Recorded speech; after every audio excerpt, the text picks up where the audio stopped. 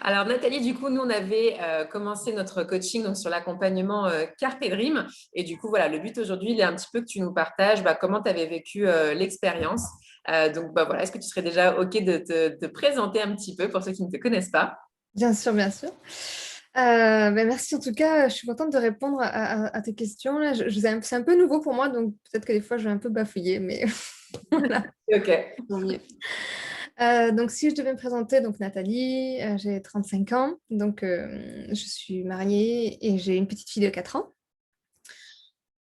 Euh, je me suis beaucoup cherchée pour qu'est-ce que je voulais faire en fait dans la vie et du coup en fait là je travaille, je fais de l'audit dans la banque.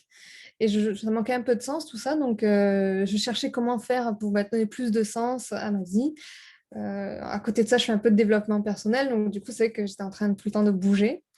Et donc, si je vais présenter aujourd'hui, je sais plus ce que j'ai envie de faire. Je sens que je suis connectée à la joie.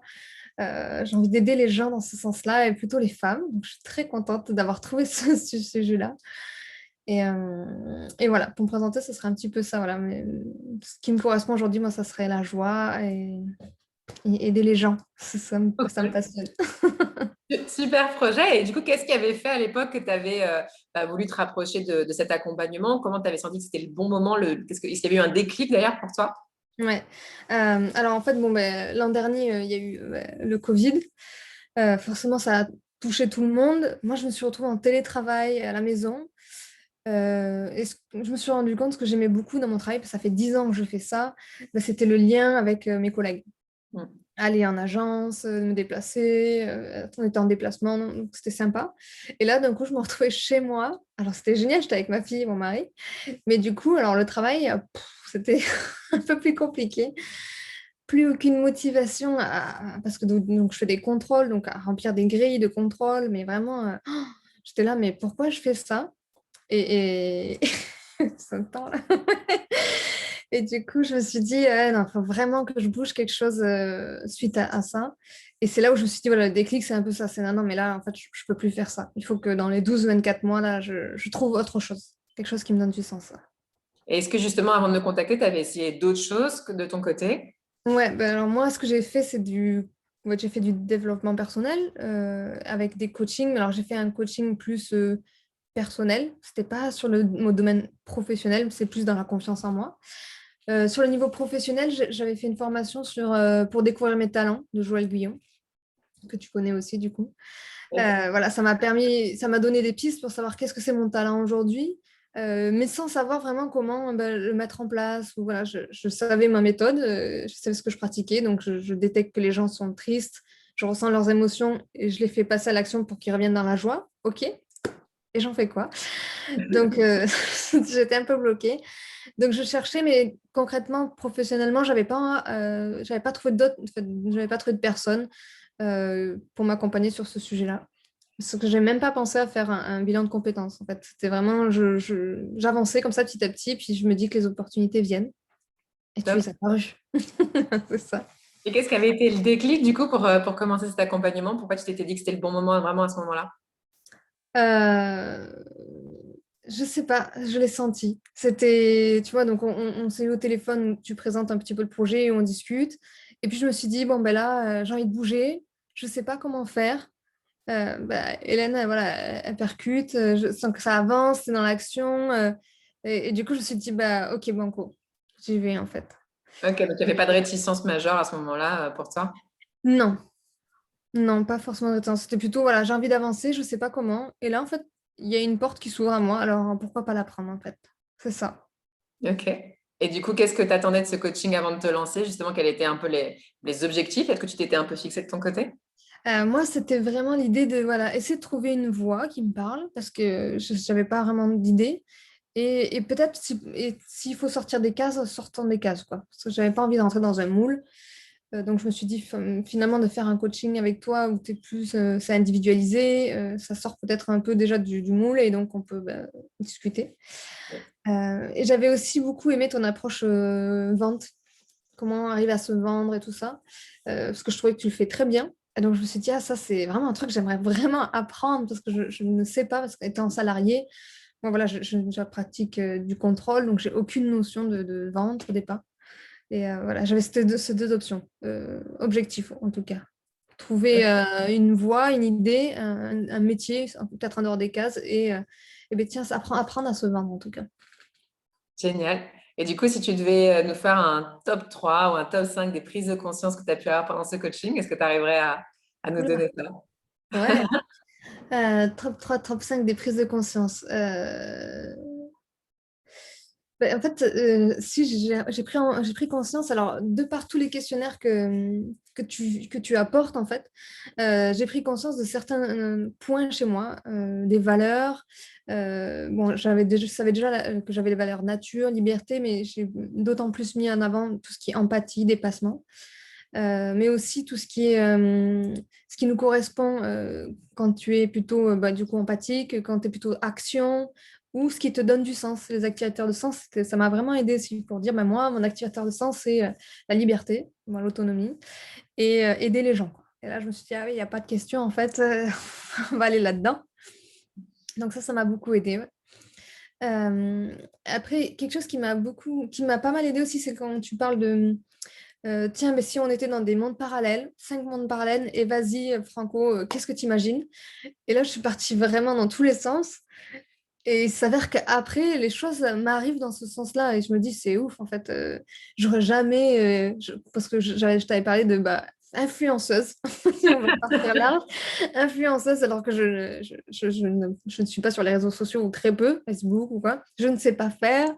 Et puis, j'étais partie dans cette idée pour dire, bah, j'ai un style de vie qui m'est propre. Et si ça peut inspirer les gens, pourquoi pas? Et voilà, il s'avère qu'après, ouais, j'ai des opportunités dans ce domaine-là. Donc, c'était quand même assez ouf. Ça, c'est, ouais. Trop cool. Donc, ce serait ça, du coup, tes deux, trois principales prises de conscience qui t'ont vraiment marqué, en fait. Ouais, c'est voilà, les différents, mais tout est pas possible. Et qu'est-ce qui me correspond aujourd'hui? Ouais, j'ai découvert des choses plus précisément sur moi. OK. Et du coup, sur tous ces mois, qu'est-ce que tu dirais qui t'a le plus plu, finalement? Qu'est-ce qui t'a peut-être aidé, d'ailleurs, à aller de l'avant? Est-ce qu'il y a eu un truc en particulier? Alors, moi, ce qui m'a aidé, alors bah, du coup, toi, comme tu es présente, tu es vraiment présente voilà, tous les 15 jours où tu mets l'action. Voilà, on se revoit quand on sait qu'on prend rendez-vous. Donc, ça aide parce que du coup, ça bouge. Hein, on n'est pas là, bon, c'est cool, je peux attendre. Non, non, il ne faut pas attendre, il faut passer à l'action. Donc, c'est en mode action. Ouais, ça a beaucoup aidé. Parce que du coup, j'étais toujours en mode, c'est quelque chose que j'ai chez moi, mais que tu peux des fois un peu laisser passer. Bon, ça, je verrai après. Voilà, hein, on est là, on y va. Donc, ton mode d'action, vraiment.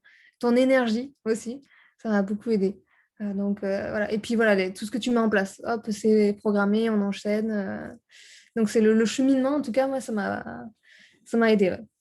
Trop cool. Trop cool. Et du coup, qu'est-ce que tu pourrais nous confier sur les résultats que tu as pu obtenir de ton côté? Où est-ce que tu en es aujourd'hui? Quels sont les résultats, le bilan, on va dire, de ce coaching pour toi? Ouais. Alors, j'ai un peu partagé déjà. Alors, ce qui était complètement fou, c'est on a fini notre coaching. Et à ce moment-là, donc j'ai une personne qui me contacte pour faire de la vente directe. Donc, moi, je me suis dit, mais c'est impossible pour moi, je n'ai jamais fait ce genre de choses. Et donc, c'est de la vente directe de compléments alimentaires via les réseaux sociaux.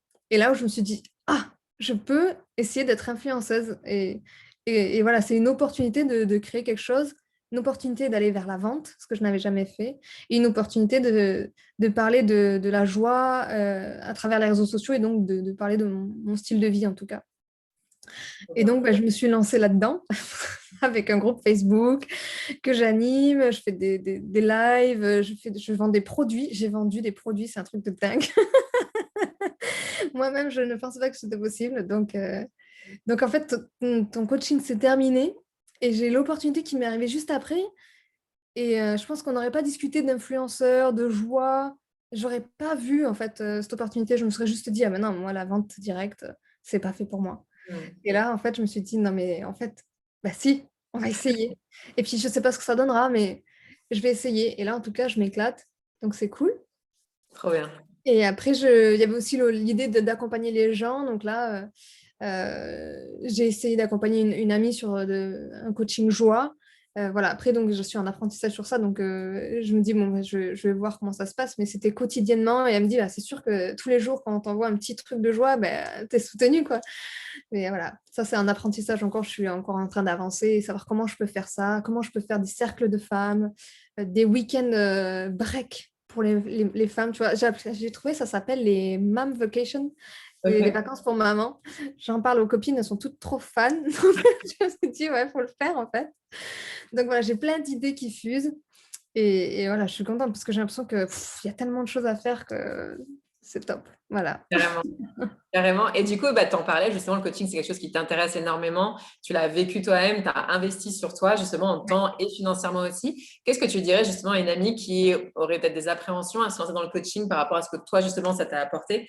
Ce Mm. serait quoi les arguments que tu pourrais lui donner par rapport à ton propre vécu? Ouais, alors moi, c'est sûr, je me suis dit, enfin, ce que le coaching, ça m'a apporté, c'est, bah, du coup, tu vas plus vite, plus loin. Euh,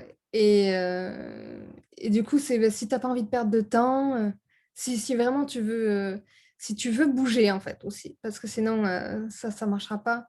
Et si tu veux vraiment aller vers qui tu es, en fait, bah, pour moi, c'est vraiment une solution. Et après, le coach viendra, c'est celui qui t'inspire, en fait.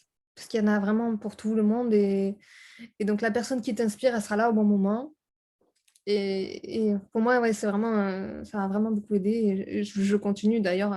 Je trouve toujours, il y a je fais plein de formations, plein de coaching. L'embarras du choix. Donc, c'est qu'à moi de voir sur quel domaine j'ai envie de progresser. Et du coup, d'être accompagnée pour ça, en fait. Parce que en fait, donc mon mari, il était sportif de haut niveau et ben, il avait bien un coach. En fait, et pour les sportifs, pour atteindre leur plus haut niveau, on met des entraîneurs, des coachs. Et pourquoi on ne pourrait pas le faire pour nous finalement? Moi, voilà, je suis entièrement convaincue de ce point-là. Donc, voilà, je C'est pourrais hyper dire ça. important.